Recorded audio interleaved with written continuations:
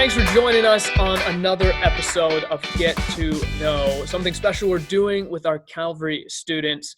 And today we have with us Stephen LaGoy. Stephen, why don't you go ahead and introduce yourself, man? Right. My name is Stephen LaGoy. I'm 15 years old in ninth grade, and I attend Northwestern High School this year. Oh, Northwestern. We haven't had an interviewer who is from Northwestern, so let's learn about Northwestern. What are the school colors for Northwestern? School colors are blue and gray. Our mascot is a husky dog, so those kind of go together with the gray being the husky, and then, yeah, blue. All right, there you go. So blue and gray, the Huskies. All right, well, and I would assume then, like, do you have somebody that goes around to the sports events who's dressed up like a Husky? Like, Yeah, they have, I believe there are two outfits that they have. They have a guy and a girl that they have different outfits for. okay, So depends on who decides to do it in any given game, but it's always a husky. all right, and every school has their biggest rival when it comes to Okay. sports, especially. Who would be Northwestern's biggest rival? So we kind of pick on Rittman a bit, another school in Wayne County there. Um, Other than that, a rival that we usually come into play against with some rivalry there is probably Norwayne. Okay, They're usually good in a lot of the sports that we're also good in, like baseball or basketball or something. gotcha. Now, when you gave your answer, you said I go to Northwestern this year. Um, my understanding, this is your first year going to Northwestern. Where did you attend before that? As of last year, ever since kindergarten, I attended Ashland Christian School here in Ashland. It's actually right across the street, and that is a private school uh, with teachers that I was with for years and years, and now I'm in high school, so I went to Northwestern. All right. Does Ashland Christian have a grade that they stop at? Yeah, they go up to eighth grade, so you finish middle school, and then after that, a lot of times people will go to either um, Ashland High School or they'll go to Genesis, one of the other private kind of high schools in town. Okay. Good. Yeah. And I've done several interviews with some young people who attend Genesis. So I'm somewhat familiar with that as well. So good. Now, if you live here locally, Northwestern is out quite a ways.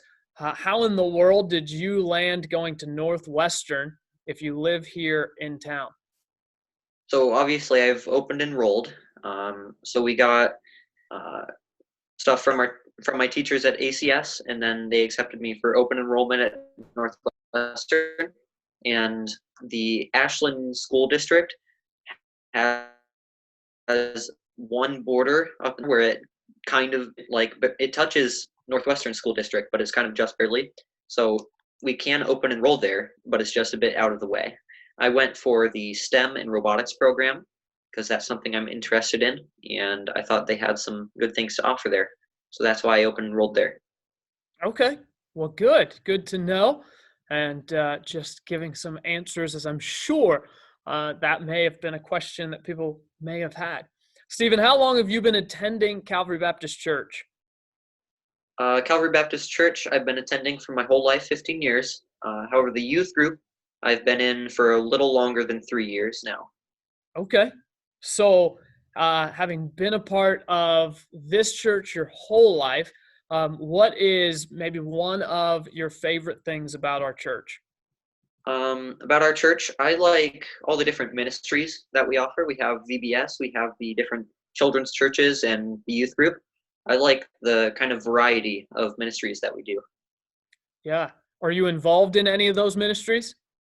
I've done VBS for the past couple of years, and then being part of the youth group, I've done nursing home, where we go to nursing home and we sing, and usually one of us will, or you will do a message for them. Um, we try and get involved with some of the other activities, like when we did our Calvary Cares events and some of the other things like that. Also about the church, I would say I like the community of it. Within the youth group, there are a lot of people we know and we can talk to, and then usually pastors and other people, other adults, usually we know pretty well and we can talk to about stuff. Yeah, definitely. Good, man. I appreciate that. And there's lots of ministries, as you mentioned, and lots of people involved in those ministries. And so you can normally find some common ties amongst some other people here in the church. What about, I'm going to jump a little bit here. What about some talents that you have? Do you have any special talents or gifts that you maybe people watching don't know about? So like hobbies or uh, Um, let's start with hobbies. Sure. Do you have any hobbies that you okay. participate in? So I'm in a lot of stuff with school and other things. Like I'm into karate. I have a belt here actually from karate. I'm in drama club. I do track. Play soccer. It's quite a few things I'm in, but right now all those things are canceled, considering what's going on. So during this time, I've taken up something kind of different. It's called world building, where it's like you kind of construct a different fictional world with people and culture and stuff. Often it's said that J.R.R. Tolkien, the author, is one of the first world builders because he made an entire different world for his books, and that's kind of what makes them interesting. So it's a thing that people do where they just come up with a different thing and a different world and make different aspects of the culture and stuff. I find it pretty interesting. Cool. Well, good. So that's something that will keep you occupied now. And do you see yourself beyond COVID-19 still having an interest in that? Yeah, it's pretty. It can be a pretty in-depth thing uh, if you take a lot of time and put it into that.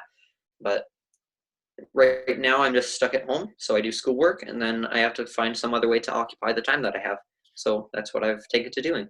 Awesome. Well, good. What about any talents or something people may not know about you? Um, do you play any instruments? Do you have a talent that people just don't know about?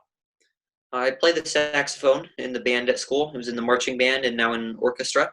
Um, Kind of a thing that not too many people know about because I've not been involved with too much about it is photography and videography. Uh, Last year, when we did basketball at school, I was the guy who filmed the games so they could review them. But I also like doing photography and just taking pictures of stuff. I've noticed that kind of my best pictures that I like the most, at least, are of nature. I have a few of the ones that I like here. I like this one that Hmm. I took one day. That's at school. And I also like this one, some trees. I just kind of like doing stuff like that. Okay. Well, cool, man. And that's in the digital age, videography, photography are definitely things that are ever growing. And even on this platform, being able to do these interviews um, through Zoom and the internet video calls, it's just pretty neat, the day and age where we're living, to be able to do that. You mentioned that you do have some musical abilities. Do you use that at all within the church? Have you used your musical talents? Yeah, I around the same time I joined the choir at church. I also joined kind of the orchestra band type thing that we have play on Sunday mornings and usually Sunday nights. I go and play my saxophone with some of the other people involved with that. And really, within the youth group, the only other person that does that is Mallory, actually. She does trombone in that orchestra. Okay, good. Now, So how long have you been playing the saxophone? I've been playing saxophone since around the beginning of fifth grade. It was an option for us as fifth graders. In fourth grade, we all played recorders to get us involved with instruments. But in fifth grade, I chose to take up saxophone and have played it since. Alto All right, saxophone, that is. good. That's cool, man. All right.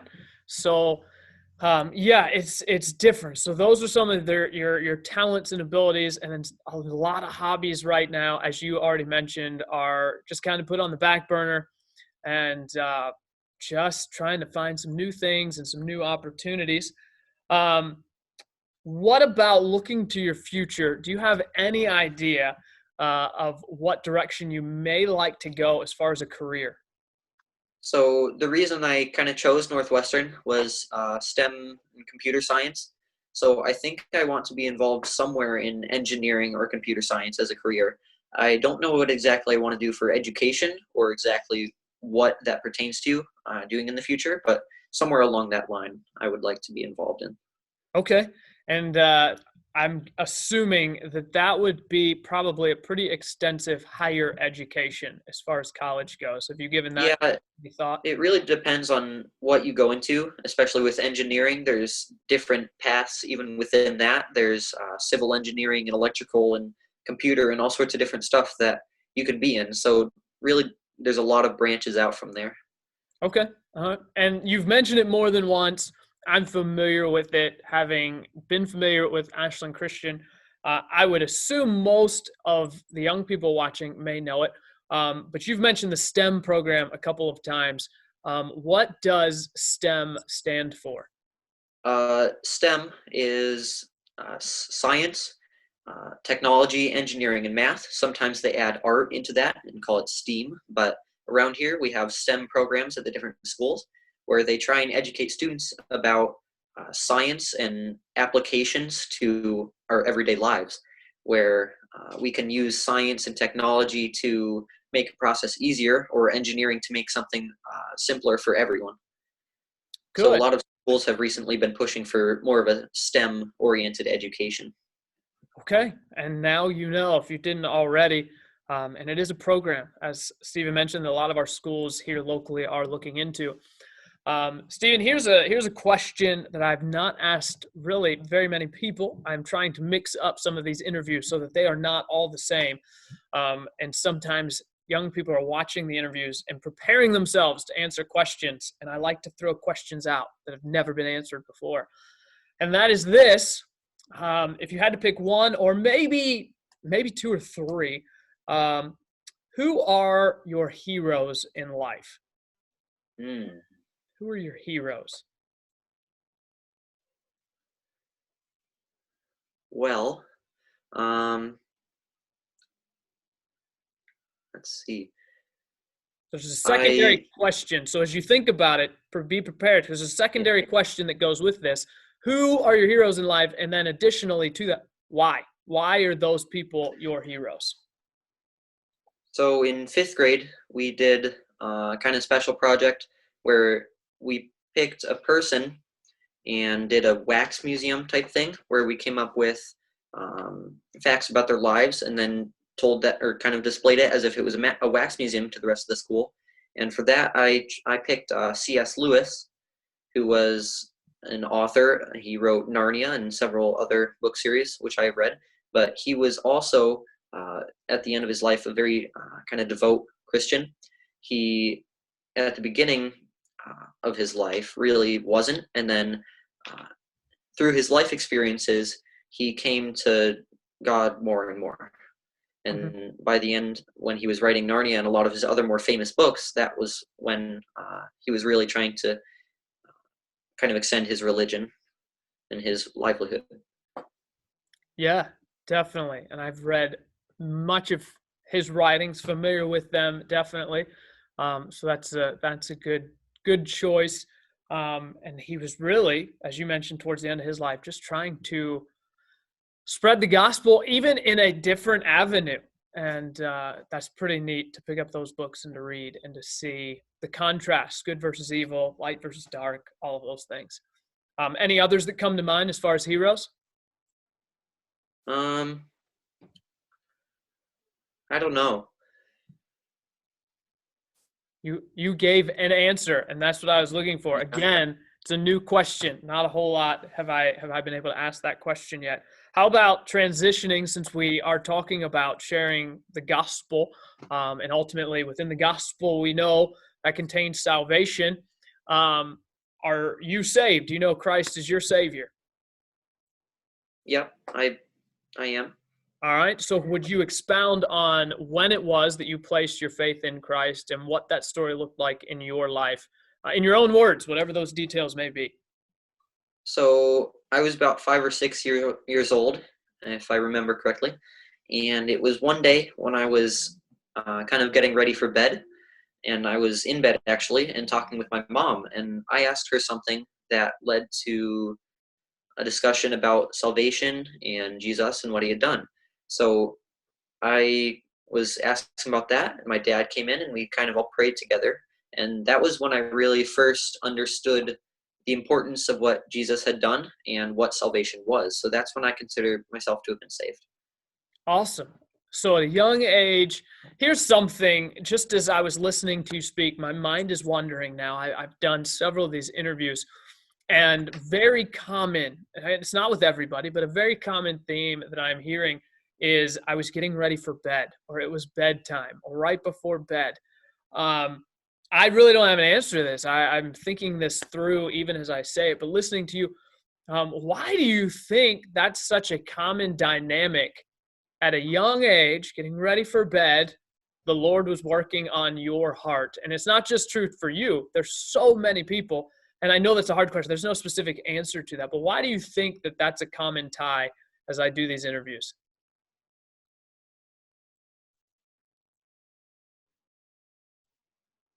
I think it might be that oftentimes parents discuss things with their children and read or something towards the end of the night.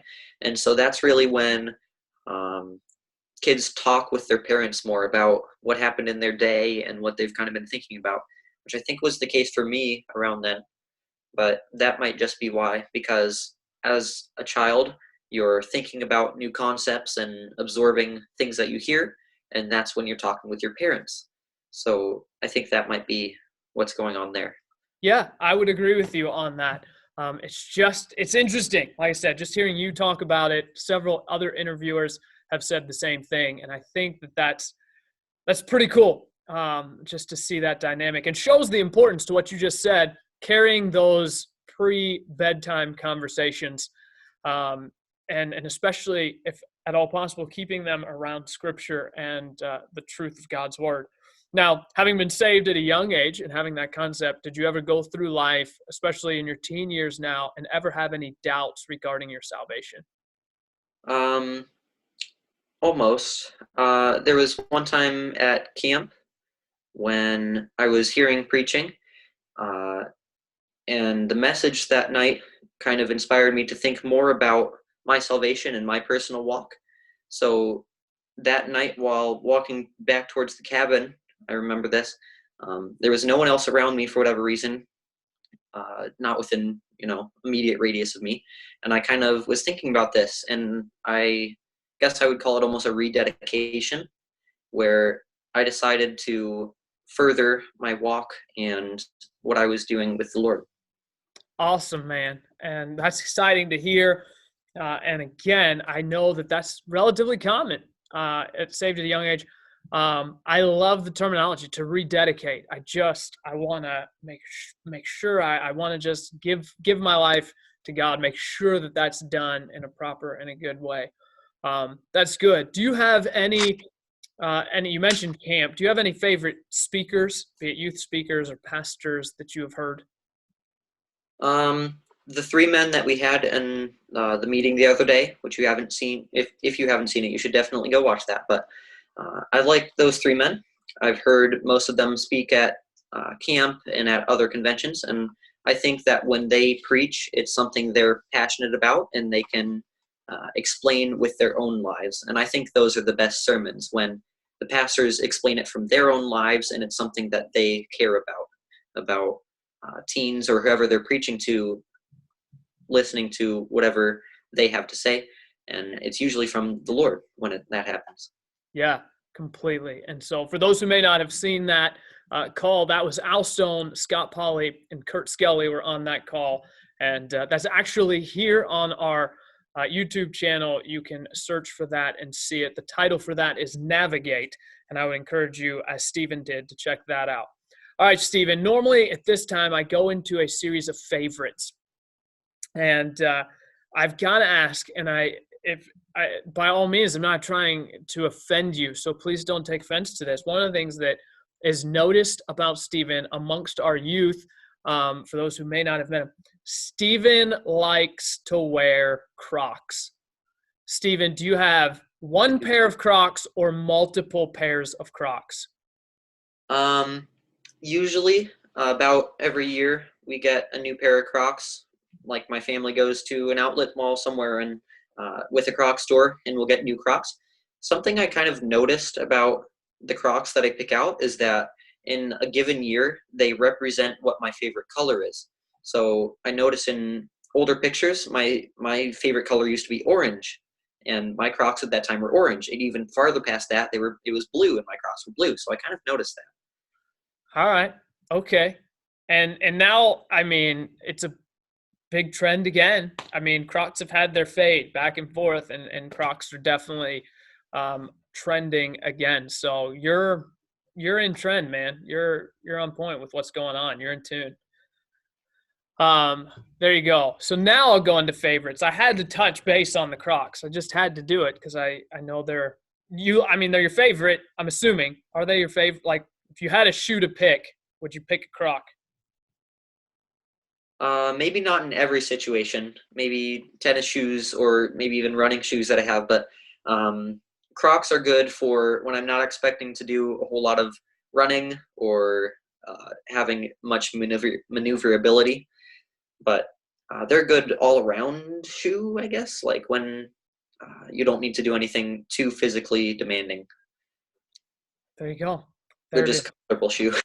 They are a comfortable shoe. I've owned one pair of Crocs, and to be honest, they were the wrong size, but I wore them anyways because they were comfortable. So there you go. How about now? I'll ask you some favorites. Do you have a favorite snack? Favorite snack? I like beef jerky. Ooh, I also like pretzels. So if those two things are involved, yeah, it's pretty good.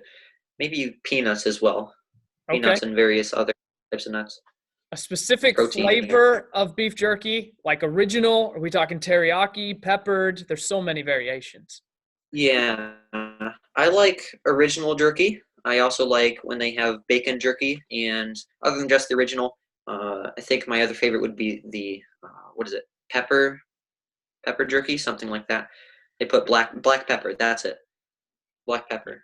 That's my go-to when it comes to beef jerky. So I'm right there. How about do you have a favorite youth activity that we've done here at the church? Yeah. The last couple times when we've done Winter Restart, I've been to those. And I really like those because I invite friends and they come, and then I have friends that I invite, and I also have people from the youth group that I'm with. So we just go out and do fun activities with people that we know and new people that we haven't really met that other friends bring. So I Good. think that's Yeah, that's definitely a lot of people's favorite. It's one of mine. Obviously, we do it every year, and thoroughly enjoy getting to spend time together with that. How about a favorite gum, be it brand or flavor? um I like the Mentos gun that they make. Uh, and I have a few flavors of what is it? Ice cube gum, I believe, which is just another of the flavors. I like an original bubblegum flavor, but it has to be one of the ones that'll last longer. If I'm gonna be chewing it and it just like stops abruptly, then I don't know. That's not a great gum to me. But Yeah, like a double bubble where it's good for 50 seconds and then we got to move on. I know, I get you. How about, ooh, this is a fun one. Haven't asked this one yet either. Do you have a favorite flavor of Dorito? to be honest, I don't eat that many Doritos. Um, I kind of prefer the more plain chips, honestly. Maybe Fritos or something I enjoy more. And we get these kind of popcorn chips called popcorners. We find them at Costco. And I always get the sea salt ones, not any of the like kettle corn or the cheese ones. I always get sea salt. I don't know why. Just the more simple flavors to me I find better, with chips at least. All right. There you go. Pringles fan? You're a chips fan. You like Pringles? Um, Sometimes I'll eat Pringles. I don't know. But There's plain. You like just the original a flavor. few chips that, All right. yeah, Original flavors, nothing to make. What about you, sea salt? What about salt and vinegar?